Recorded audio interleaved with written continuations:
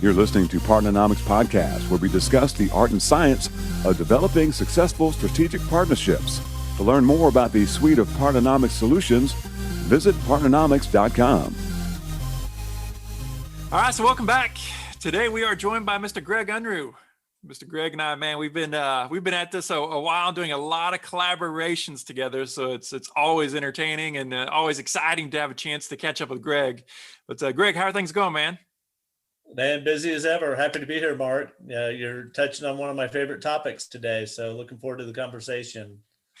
Awesome, man. So today we're going to really drill into Greg's background, but really more into kind of his methodologies that he incorporates into channel partnerships. That he's led at a lot of different organizations over the years, but now he's leading partnerships for Shipware. And man, having some phenomenal results from Shipware. And he's going to share some of his secrets and some of his insights with us. But Greg, if you wouldn't mind, I'd love for you to just kind of share a little bit of a background with Shipware as an organization. What do they do? And what are some of the types of partnerships that you are setting in place, you and your team, for shipping and in this channel lane? Yeah, so Shipware is a technology and consulting company that's purely focused on cost reduction with a client's annual shipping spend, whether that be parcel, think of FedEx, UPS predominantly, or LTL, truckload, or other modes. But we're all about cost reduction and savings. And in fact, that is our revenue model. We are based, we pay ourselves out a small percentage of the savings we achieve. So we're very low risk, really no risk to a client. They don't have to change any operational changes or considerations. We just simply allow them to do what they do every day, but just pay less. And that's by us coming in from the consulting side. We've got revenue management and pricing analysts that used to work for the carriers, now work on our side of the fence on behalf of our clients. But then we have a benchmarking data lake that allows us to benchmark a company's carrier agreement to show them kind of where they rank or score with similar shipping profiles. And with that, we typically find about 21.5% savings is our historical average against that annual spend. So at a very high level, that is what we're focused on. We achieve that in a number of different ways. I won't get into all the details of the product and solution, but just the other half of your question, the type of partners that I'm working with, predominantly referral partners, but to different grades of referral partner. I have all the way to the individual consultant that has a book of business to very, very large companies and organizations that a lot of technology companies I work with. And we can talk more about what that engagement looks like. At the end of the day, it's referrals back to us. And oftentimes they fill gaps in our core offering, and we have reciprocal terms that we go back to them. So it's a very sticky and tight relationship with the partners, and definitely not the number of partners, but the right partners. We had, when I came aboard Shipware, I had to, kind of sunset quite a few partners that were suffocating, taking the air out of the room of some others that were ready to thrive. And that's kind of where we are today. Awesome. So from a customer's perspective, pretty much any organization that ships these small parcels, relatively small parcels across the country, they're a solid client. And from a partner perspective, those other organizations that are out there who have access or have a network of different clients or folks that they work with who then ship, sounds like they could potentially be a solid partner for you. Yeah, absolutely. A lot of my partners they don't ship. That's not their profile. They're a, IP-based organization, a technology or solution provider or services provider. However, they are selling their solutions and their products into companies that do ship significantly: e-commerce, retail, manufacturing. Those are the traditional ones we think of, but then healthcare and pharma and different areas. So those technology providers that are selling into those clients that do have a shipping profile, it's in their interest to bring us in, because we are finding those cost savings. And what we do know is they're also trying to pitch a technology solution into these same clients that in many cases have a 6 and 7 digit price tag to it. And so they kind of get entangled in these budgetary planning cycles that can be a challenge. It can be barriers. And so we help them push through those barriers. When they bundle our solution with their technology platform, we can come in, find those hidden dollars. Like I said, 21.5% average savings is significant if you're $1 million shipper. $210,000 in gross annual savings. Now we pay ourselves a little bit out of that, so it might be closer to like $200,000 or what have you. But in any event, that would fund a lot of technology licenses for that partner that we work with. It creates greater entanglement between the partner, the client, and us. But it helps them accelerate their sales cycle, push through the budgetary barriers, gives them a competitive edge, particularly in RFPs and that when you can come to the table with a funding source along with your technology. So Greg, you spent the bulk of your career, if not basically all of it, in channel and standing up channels for different companies over the course of the years. I'd love to just kind of kick this conversation off and talk more generally. I would like for you, if you would, share some of your kind of overarching insights that you've gained over the years, over the last couple of decades of standing up multiple channel partnerships. But what are some of those kind of core table stakes that channel managers need to evaluate or kind of get set in right from the outset, whether they're standing up a brand new program or taking over a program and trying to optimize it? Well, I have a golden rule, and it applies to both. It applies to already established channel programs and to those that are looking to stand one up. And my golden rule is if you're not top of mind with your partner, somebody else is. And what that means is I'm competing for mind share. I know that the partners I have other partners, and we're all jockeying for that position, for that mind share, not just at the corporate level, but all the way down to the field level, rep to rep, if you will. And, competing for that mind share can be a challenge. So this is where I think that we're very unique. We've deployed some very unique engagement strategies that allow us to have mind share that happens at multiple levels of the organization so that we are top of mind. And that's really what I'm competing against every day, to ensure that partner is thinking about us and not somebody else, and making sure that we're at the top of that list when they're out in the field talking to clients that we potentially want to talk to.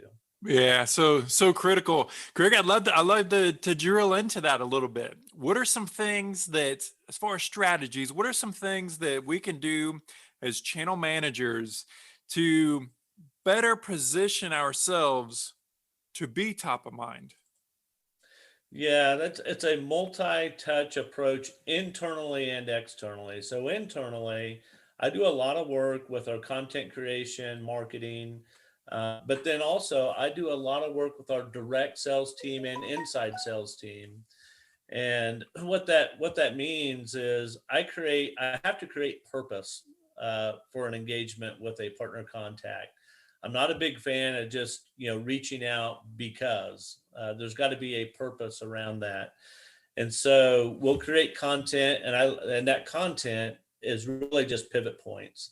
So when we send out a thought leadership or some industry news or what have you that we think would be relevant to the partner and to the partner's clients, we also notify the reps internally. This piece went out to the client, or to the partner.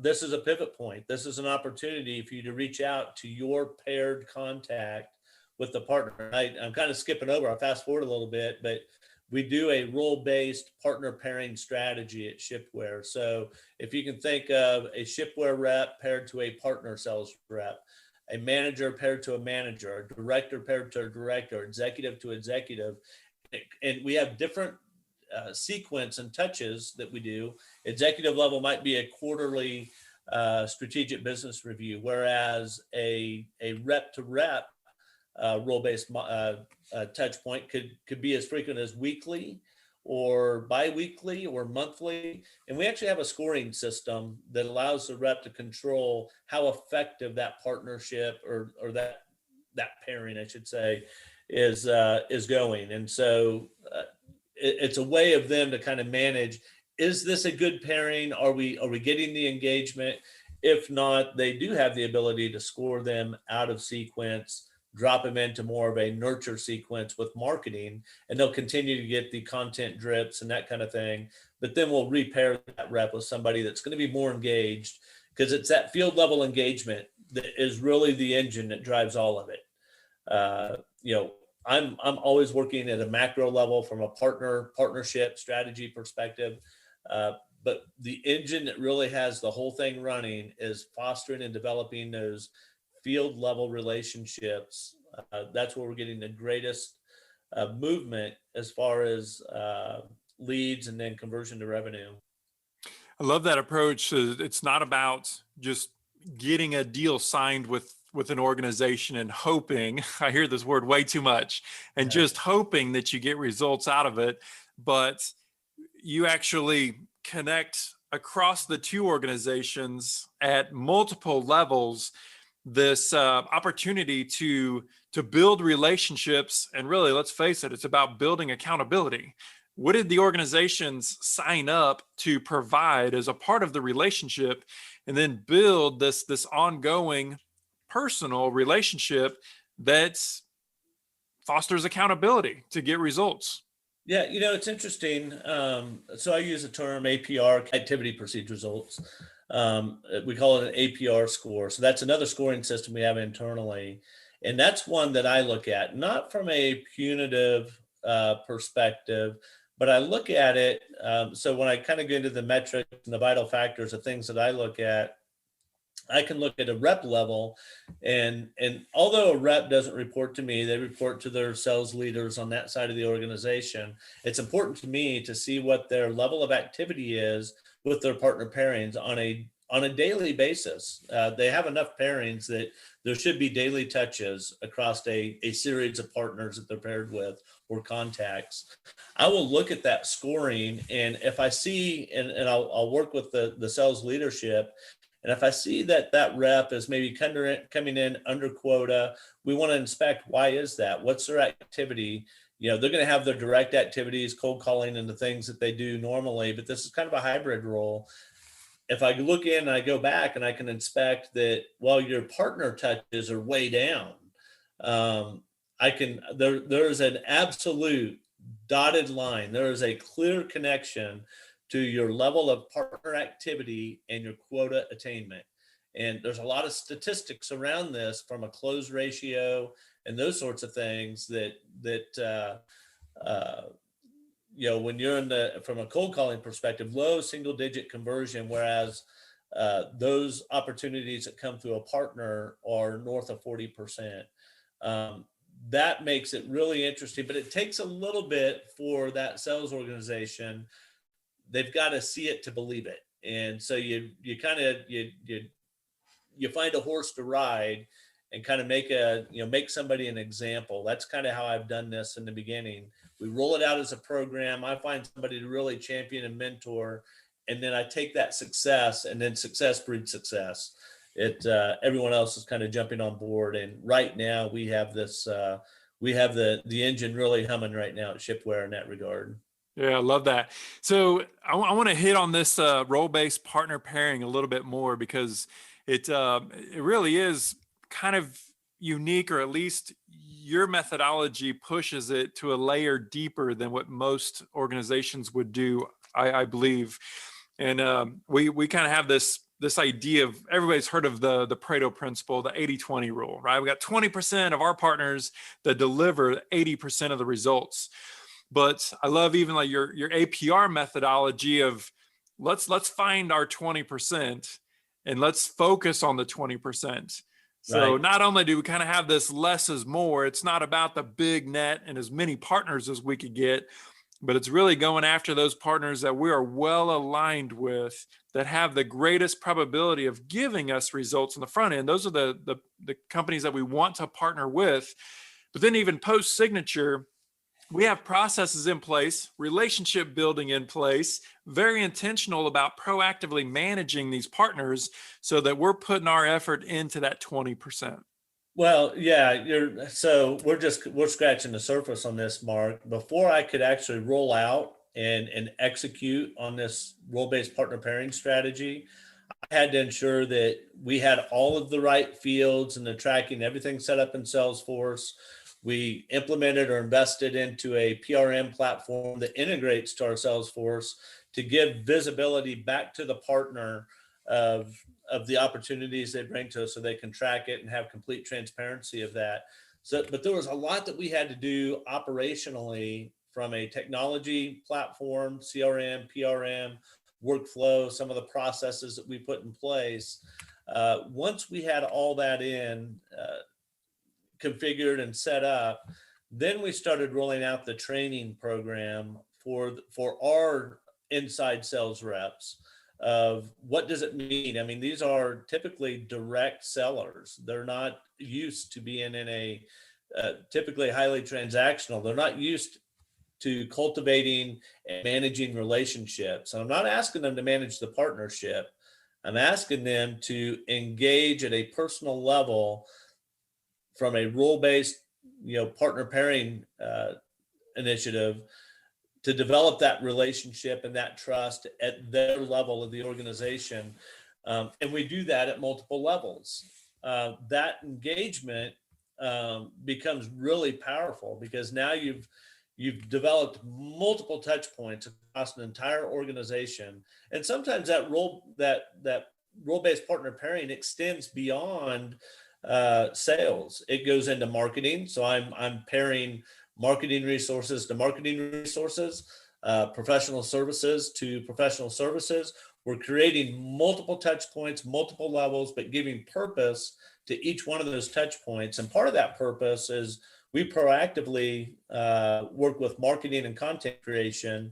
That we do a monthly newsletter. That's the easy part. That's planned and coordinated. But on top of that, we do a 90-day bi-weekly content cycle. And it's just dropping little nuggets of thought leadership that go out to all of those contacts, all those partner contacts.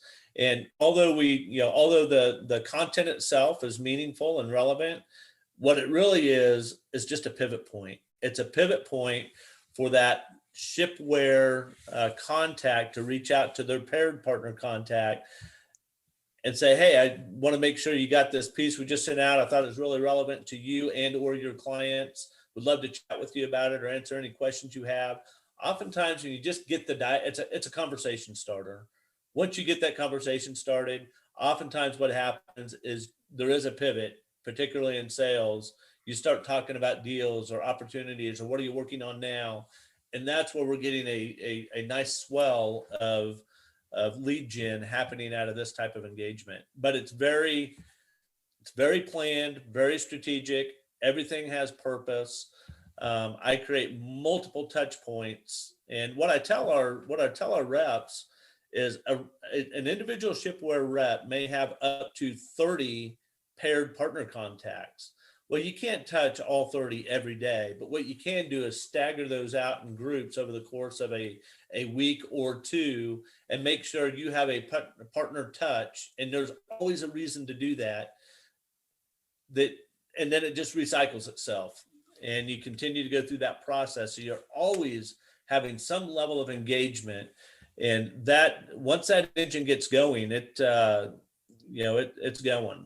Well, the proof is in the pudding, right? Yeah. You've done this several times and you just continue to get solid results. So it's awesome to see that. One other thing that I think is really great, Greg, is that your teams do is it's not just about having attractive financials and a relationship, but it's also ensuring that your partners are educated. I mean, they can't sell and they can't advocate for something they don't understand. And it's something that I've really admired about the way that you set up programs, is to make sure that they're educated as well. So that's a great point, and the partner pairings are a part of that. So anytime we bring on a new partner, there's the training, and I don't want them to be experts on everything that Shipware does. That's not the point of training. The point of training is that they have a general broad awareness of what we do, and it's really quite simple. That if you'd like to reduce your shipping spend by 21.5% on average, and that would be of interest, and you have a certain amount of spend, that the qualifying is fairly easy. But I don't want them to be an expert on every single strategy and component of our service, but how to look for the right, what questions to ask, the right qualifying questions, and then start digging in on some of the pain points, and particularly with a lot of our partners, technology partners specifically, because I know that they're going to that client trying to pitch that, 6-7 figure dollar deal to that client, and they're inevitably going to be up against some sort of budgetary constraint or barrier that they have to get through. You got to fund this project some way. So we go through all of that on the front end training, but then we reinforce that constantly through the role-based partner pairing. Once those rep to rep, manager to manager, leader to leader, once we all kind of have that conversation going, it just creates multiple opportunities to reinforce our value to them. And then in some cases, their value to us, because sometimes we have partners that do fill gaps in our core offerings that can benefit our clients. And we're happy to bring those partners in. In fact, I'm a firm believer of that. That's a big part of my strategy, is to make sure that we are making this a two-way street, if you will. So Greg, what's a good profile for a company that's a good match for this role-based partner pairing? It's almost like, I envision like a football game where we're a quarterback and we're calling certain plays.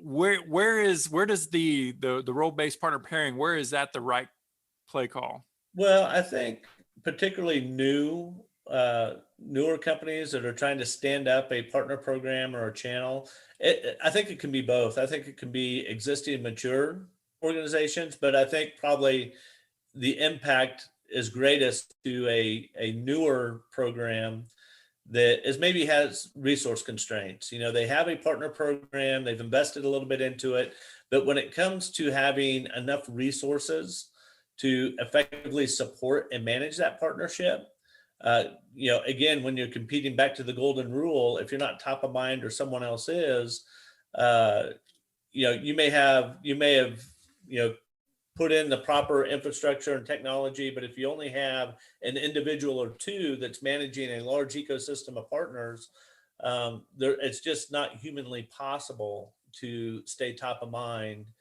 without leveraging some of these additional resources in an effective way.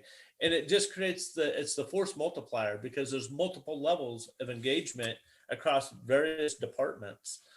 So whether you're a startup or just launching a new channel or partner program, or if you're already a well-established, mature company that already has a good partner program, I think this could be equally as effective, because again, it's all about that awareness and making sure that you're competing for that mind share and winning. I've done it in both. I've worked with very, very large, billion-dollar company that has a very mature partner program. This is part of the strategy, but I think it's most effective, greatest impact with some of the smaller companies that maybe are under-resourced in many ways. This is a way to maximize the resources you have internally. So Greg, I know you and I are both big fans of kind of these must-have lists. And so I'd love for you to share, what are the must-haves for channel partnership success as people are standing up these programs or really looking to, I guess, kind of re-architect them to kind of get them re-kickstarted? What are the kind of the must-haves for success for channel programs? Yeah, without getting into a whole philosophical conversation, the must-have, as it is with any partner program, whether it be channel or anything else, is that you have that executive support and sponsorship. It is simply not going to work if you don't have that executive support and sponsorship to begin with. Sales leadership, I mean, everybody has to be on board. And sometimes in the partner development leader role, it can be a challenge because you're influencing all these other departments, but you really don't have authority over any of them. So getting that executive endorsement and sponsorship across all departments, because you will touch all departments at some point, is probably number one. That's key. You got to make sure the executives are on board with it. Number two is make sure you have a good way of managing your partnerships from a technology perspective, a CRM and ideally a PRM, which the difference between the two is the PRM is just a gateway into your internal customer relationship system. But it's and how you manage your sales. It's just a gateway into that gives a filtered view out to the partners. Really big thing with partnerships is they want transparency. They want to know, they want to be able to track how that deal is progressing through your stages of your sales funnel, how you're handling their client that they brought to you. And that's really important. I always say these are never our clients. We're just providing services to our partners' clients. It's just a mindset you have to have. And then probably the third, I think, to be successful is, I'm such a firm believer, just because I've seen it so many times, I would absolutely roll out the role-based partner pairing strategy. And that's part of that executive sponsorship, that everybody understands it. You're going to play a role in this, regardless of what your role is in the company. You are going to have a personal role in this partner strategy across the organization. So when you see that revenue and you see those leads come in, you know that you will have participated in that process in one form or another. Those are kind of my top three, I think. Yeah, and it's so interesting that I was just got off another conversation. We were talking about partnering as a culture. And a lot of organizations that have this direct approach from their, historically, they have this direct approach. Doing this partnering thing is a little weird. It's a little different, and it requires a culture shift. And one of those, the common pieces of that is, as we run our direct sales teams, that's very short run focused, very quota driven, very transactional. And it's about hurrying up and trying to get to that yes. But then understanding that on the partnering side, you're standing up systems and processes and working through being able to leverage that multiplier effect that you talk about. And those things, it's different. It takes time and it takes commitment. You've got to see it through. Yeah, in this particular role, I'm as much involved internally with our sales and marketing and development as I am really in almost an equal sense with the partners and the multiple partners that we might be involved with. I'm just as intimate and involved in the relevant sales, partner marketing, development initiatives, all the different things. So, it's a really unique position because you're working internally and externally, and you're really responsible on both sides. At the end of the day, we're looking for results. But you have to have a system, something you can execute on, something you can measure. I talk about vital factors. For me, I've got certain vital factors that are really important to me that I look at. The APR, the partner score, all of these are configurations we've established. We use Salesforce internally. And these are things I've set up in Salesforce that we have control and can measure on. But then I also look at revenue and conversion rates and all the different things. And it's compelling and it's crystal clear when you have the engine running and you can see the conversion rates and you can see the deal size comparative to a cold call or an unsolicited call. It's compelling and crystal clear how much of an impact this partner strategy can have on your long-term growth strategy of the company. It gives you the ability to leverage relationships, which is absolutely huge. And so it's an awesome accelerator. Mr. Greg, thank you so much for your time. It's awesome catching up with you, and awesome to get an update on the amazing success that you guys are having there at Shipware. Keep up the good work, buddy. Yeah, thanks, Mark. It's been a lot of fun, and I always appreciate having these conversations with you. So thank you for having me on today. Appreciate it. Partnernomics Podcast is brought to you by Partnernomics. Learn how to leverage the power of partnership. To listen to more episodes of Partnernomics Podcast, visit partnernomics.com.